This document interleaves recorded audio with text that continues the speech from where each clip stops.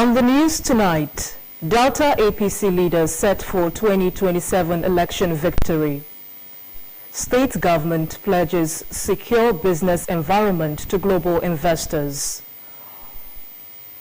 Vice President Kashim Shettima affirms Nigeria unwavering stance against nuclear weapons testing. Abroad, U.S. President Donald Trump urges ceasefire on Gaza conflict. Good evening. Welcome to the Delta Television News at 8. My name is Perpetua Iboba. Ahead of the 2027 general elections, leaders of the All Progressives Congress, APC, in Delta North Senatorial District have resolved to ensure that the APC emerges victorious in the elections. In a meeting jointly hosted by the Deputy Governor of Delta State, Sir Monday Onyeme, and Chairman of the party in the Senatorial District, Obueshi-Adizwe Iluaka in Asaba, the leaders agreed that the district is respected by other senatorial districts in the state because the people speak with one voice through their votes. Pere Botu reports. They resolved that the meetings of the party in the senatorial district should be held in open places for members to freely express themselves. The leaders thanked Governor Sheriff Oborowori and his deputy Sir Monday Onyeme for working to ensure unity among members of the APC. It was emphasized that members of the party should avoid divisive tendencies and avoid negative publicity or factionalization of the party. The Deputy Governor Sir Monday Onyeme, who read the resolutions reached at the meeting, said they have agreed to work for the unity of the party, take the issue of opposition seriously, while leaders should communicate the decisions of government and the party to the grassroots levels to avoid ambiguity. He said the meeting resolved that party meetings should be held at neutral grounds, while the issue of old and new APC members should be discouraged, and advocated that the next state chairman should come from Delta North Central District. According to him, the meeting also agreed that local government council chairmen should be supported to enable them to succeed, while leadership meetings at local government areas and ward levels should also be held regularly. Some of those who spoke at the meeting included the immediate past governor, Senator Ifeanyi Okowa, chairman of the party in the district, Obueshi-Adizwe Iluaka, National Policy Secretary of the party, Barrister Felix Moka, Senator Peter Womboshi, the Right Honorable Victor Ochei, and the Right Honorable Olisa Imegu, among others. Some leaders who attended the meeting included the Right Honorable Christopher Osho, Right Honorable Ndidi Elemelu, Chief Gosmi Obielu, Chief Inkem Okwafu, Pharmacist Paul Enebeli, Barrister Sam Osasa, Chief Festus Oshonogo, Honorable Emeka Nwobi, Dr. Festus Okubo, Ide Tony Waka, Chief Moses Edu, Ide Osin Izago, Chief Fidelis Tilije, and Chief Chris Agbobu, among others. I am Pere Botu reporting.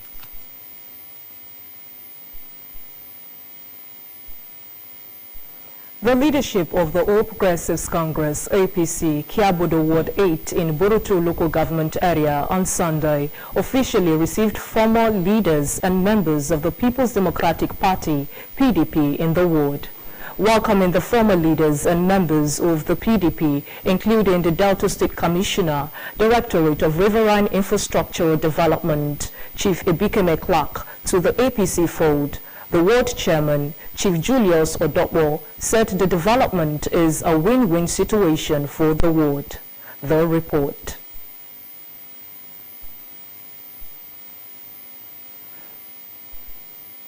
Well, we welcome our members who have come to join us in APC. What is Kiabodo Ward 8?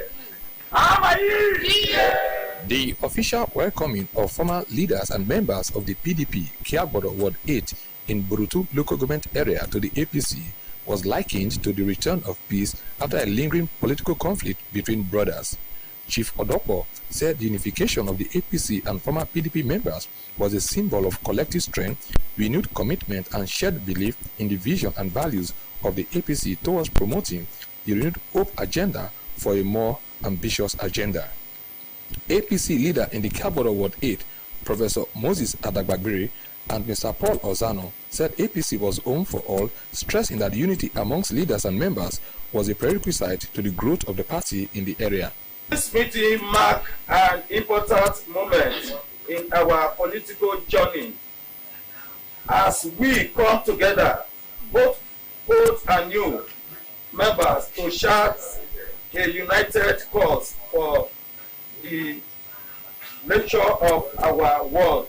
You see beds of political strange bed fellows who are now former beds of political strange fellows. We now find ourselves in one tent, and it's a very good thing. The State Commissioner, Directorate of Riverine Infrastructure Development, Chief 8Pm Clark, hailed the wisdom of Governor Sheriff Oborowori in aligning the state with the federal government through the APC, saying that the movement would rub off positively on Deltans. Other former leaders of APC in Kiagbodo Ward 8, including Alhaji Isa Clark, Princess Beauty Perekeme, Mrs. Gift Gometi, Comrade Ayidi Ozano, and past and present councillors from the Ward 8 advised on the need to strengthen the unity among them and shun tendencies that would cause division in the ward. We have one family, we have one people under the APC. I want to thank our governor, Right Honorable Sheriff for wisdom to lead us this week. One good thing we have achieved during elections, that we never opposition anymore. I want my party to win will not be there anymore. If you want your party to win, it's just that one party, the APC that we have. We are one. And we have to move this APC forward. PDP done that. Yes. APC, they on board. For that reason, good mean all of us work for one mind. In a motion moved by Honorable Joseph Alubeze, seconded by Professor Adagbabiri and Chief 8Pm Clark, the APC faithful in Kiagbodo Ward 8 adopted President Bola Tinubu and Governor Sheriff Oborowori as sole candidates for a second term in their offices. Aya Pere Botu reporting. The State House of Assembly joins committees on special bills and House Committee on Peace and Security today submitted its report on the Delta State Community Corps Security Agency Amendment Bill before the House at plenary. Favor Okafor brings details. Submitting his report before the House, the chairman of the joint committees and leader of the House, Honorable Emeka Mubi, said after due consultation with relevant stakeholders, the committees upheld the enactment of the Delta State Community Corps Security Agency Bill. He said the bill, which aims to strengthen and enhance the agency's effectiveness, also seeks to promote accountability in community policing in the state. The report of the committee is unambiguous and requires no debate. Therefore, I try to sponsor the bill to represent the bill in the next adjourned sitting date.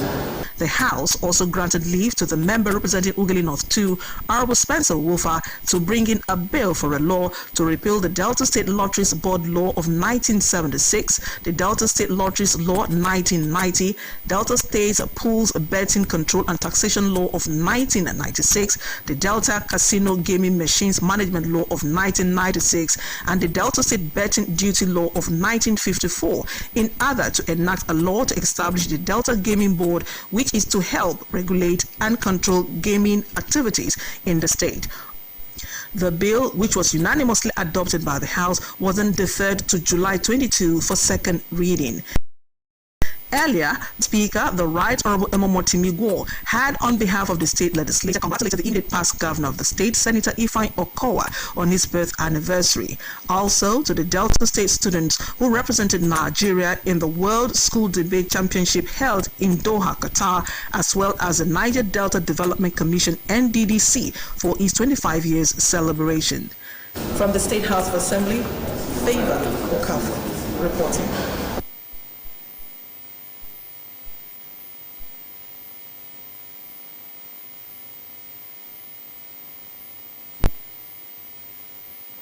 The state government has assured local and international investors that the state is a haven for businesses to thrive. The chairman, State Action on Business Enabling Reform SEBA Steering Committee for Delta and Commissioner for Finance, Sir Fidelis Tilije, gave the assurance at a meeting of the team from the Presidential Enabling Business Environment Council, PEBEC, and other key stakeholders from the private sector at the Government House, Asaba. Ejime Udweme reports.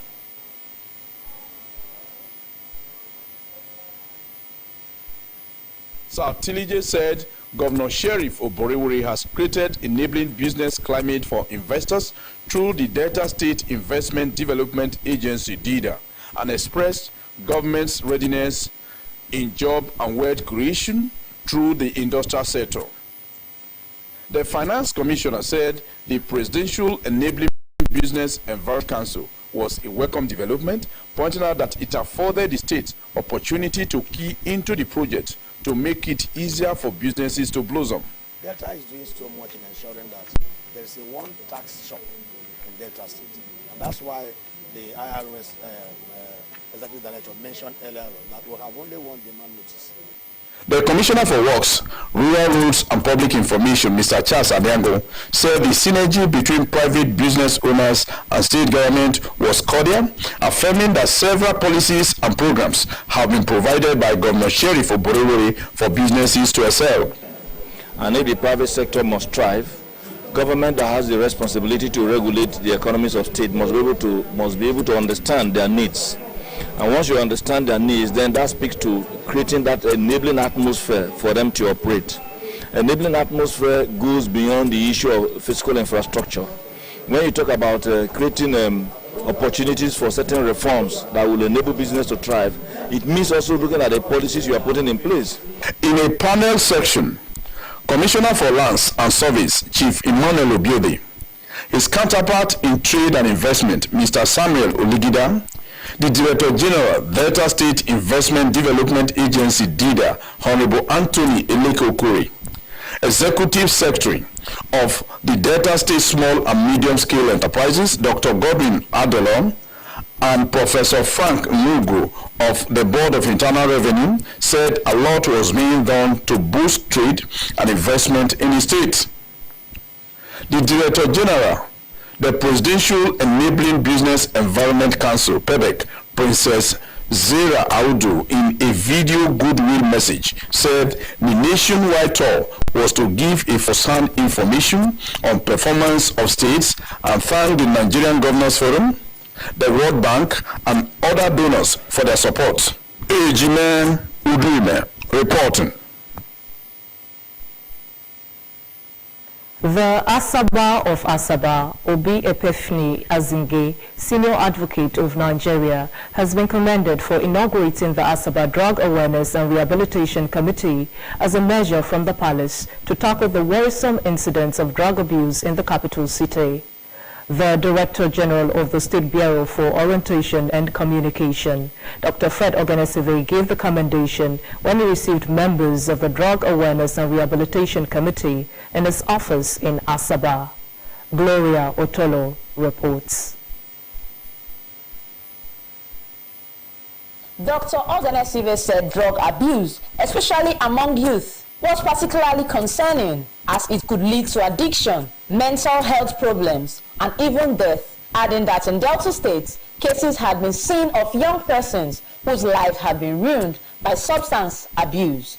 He pointed out that the consequences of drug abuse were far-reaching, affecting not only the individual, but also their families and communities and the larger society. Citing drug abuse statistics for Delta State, the Orientation Bureau, DG, said the National Drug Law Enforcement Agency, NDLEA, had reported a surge in drug-related activities in the state, adding that in 2023 alone, about 500,000 of the state's population between 15 and 65 years were engaged in illicit use of drugs. Dr. Ogenesive pledged commitment to collaborating with the Drug Awareness and Rehabilitation Committee and other stakeholders towards amplifying the sensitization campaign and making a meaningful impact in communities across the states.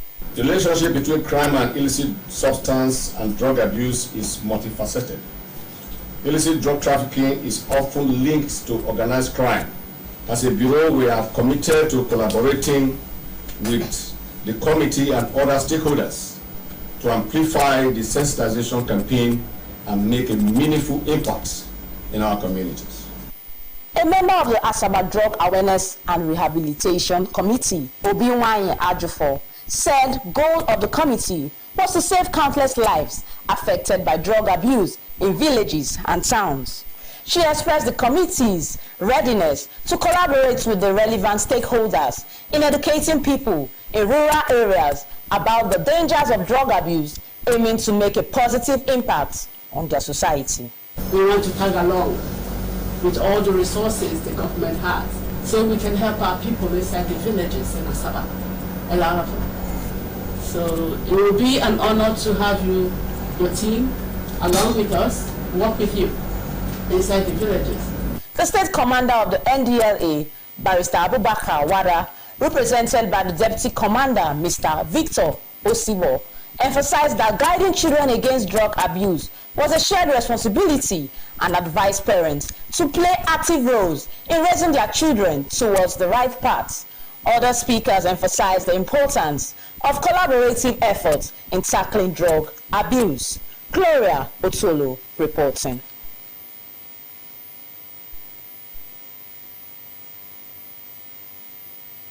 The Secretary to the State Government, Dr. Kingsley Emo, has called on the public to be wary of impostors and scammers using the name of his office for fraudulent activities. A statement from the office of the SSG warned impostors and fraudsters who are using the name of his office to engage unsuspecting members of the public through phone number 0802-313-8247 and a fake WhatsApp account with a picture of the SSG, defrauding people by promising political appointment and non-existing contract awards from the state government. The Office of the Secretary to Delta State Government also issued the disclaimer as an alert to the public to disregard any message or phone call in the nature of a solicitation, as neither the SSG nor its office works through such a process. The statement added that security agencies have been notified of the fraudulent activities of the faceless groups, with investigation ongoing to unravel those behind the scam and make them face the full wrath of the law.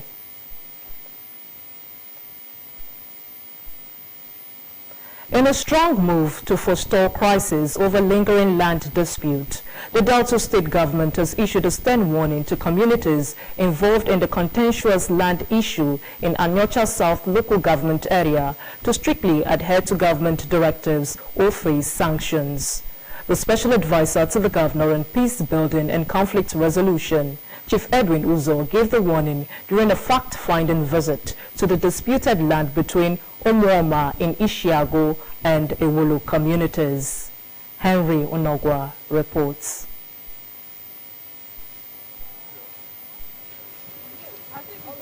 Chief Uzo, who led the government peace-building team, revealed that the team was unable to access the contested area due to heavy rainfall and poor road conditions, as he expressed displeasure over the community's continued disobedience to government's instructions and their involvement in selling portions of the disputed land to land grabbers. He noted that the state government will not tolerate actions that threaten peace, adding that any individual or group of persons found violating government orders will face appropriate sanctions. The special advisor urged community leaders and parents to caution their words, emphasizing the need to maintain peace while the government works towards a lasting resolution, adding that both communities have now agreed to refrain from encroaching on the disputed territory and have pledged to cooperate with surveillance efforts until a final decision is reached. So we decided together that we should waive the visit till dry season, when the place will be durable for us to go in and ascertain the claims. Both communities have accepted that nobody should come here to sell land, to bring developers, to bring buyers until that very time. That anybody seen will be prosecuted. Both communities have accepted that. Representatives from both communities, including Chief Stephen Owafili of Eshago and Sir Joe Asem, a barrister from Iwulu, expressed satisfaction with the outcome of the meeting and appealed to the state government to enforce stricter control to prevent further illegal land sales and avert a possible crisis. We are only waiting that government will use their hands to arrest them and let that buyer come to explain who sold it to him. If that is done, the community will reap their honorability. And meanwhile, he has instructed that every person should return to his home. And no more developer, no more interference, no person should come here that is buying or selling or doing anything. But farmers can continue to do their job. The inspection team included security personnel and members of the Peace Building and Conflict Resolution Office. Henry Onogwa reporting. As the industrial action embarked upon by the Academic Staff Union of Universities, ASU, lingers, residents of the state have continued to express their displeasure over the situation, citing its negative impact on students, parents, and the educational system.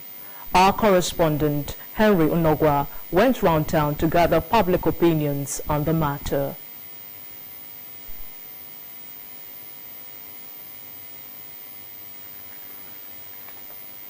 The recent no work, no pay strike action embarked upon by ASU has sparked reactions from various quarters across the state. Some respondents lamented the continued disruption of academic activities in universities and expressed fears over the potential consequences if not quickly resolved, adding that some of the students may lose interest in school as there are signs of them being idle and distracted. They urged the federal government to take immediate and decisive steps to resolve the disagreement, warning that the prolonged strike could increase the rate of social vices among students. They should listen to them and attend to their case and treat it immediately, because if this strike continues, you see that most of the students, they will go out and join all these nuisance constituting menace in the society. Because most of them now, they can even go home and be working, do relatives or living, instead of them facing their studies. Although there are some that knows what education is all about, they will be reading, while some they will be doing other things.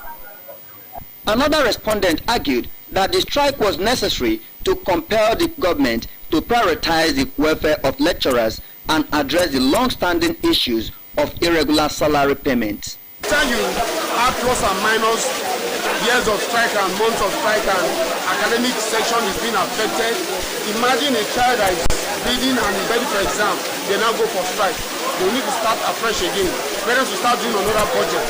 And I want to tell them that they should not meet the demand. They should try and meet the demand of us to enable us to do that, not to waste our time again in school. Because I'm a student. I cannot afford to stay 7 years or 8 years in school. Please, my advice is that the federal government should do something concerning this house, because we don't want this strike anymore. However, another school of thought discouraged the ongoing action and appealed to ASU to consider alternative approach such as sustained dialogue with the federal government to resolve disputes without disrupting academic calendars, adding that prolonged strike not only derails students' academic progress but also stretch a 4-year course into 5 or 6 years, resulting in additional financial burden for parents. The government that they should do the needful concerning this ASU strike, because this ASU strike will not yield anything good to the students. When a student is supposed to graduate maybe 4 years, the ASU strike may last for more than 2 years or 3 years. That one now deprives the student from graduating maybe 4 years or 3 years. They called on the federal government to treat educational issues with urgency, ensure prompt payment of salaries, and take proactive steps to prevent future industrial actions. Henry Onogwa reporting.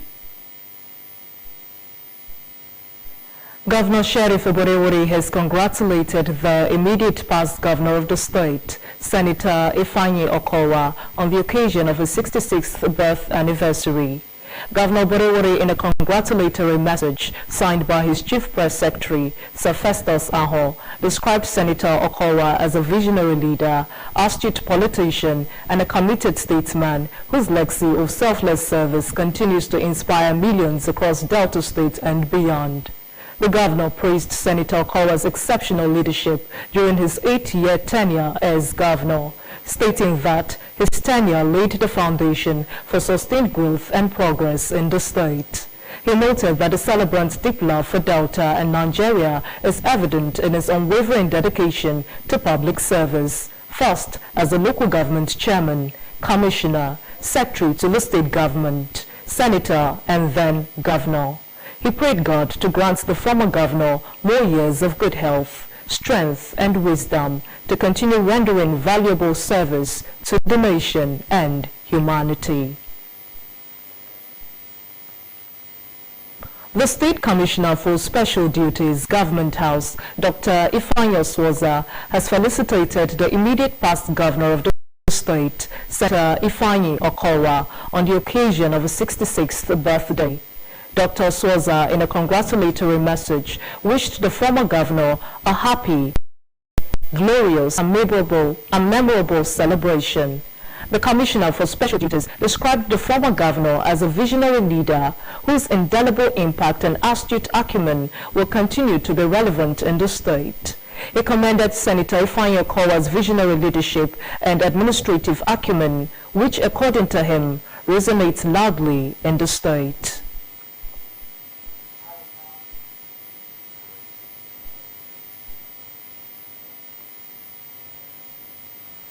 The Director General of the Delta State Orientation and Communications Bureau, Dr. Fred Ogonesive, has congratulated the immediate past governor of the state, Senator Ifeanyi Okowa, on his 66th birth anniversary. Mr. Ogonesive, in a congratulatory message, described the immediate past governor as a person whose legacy is a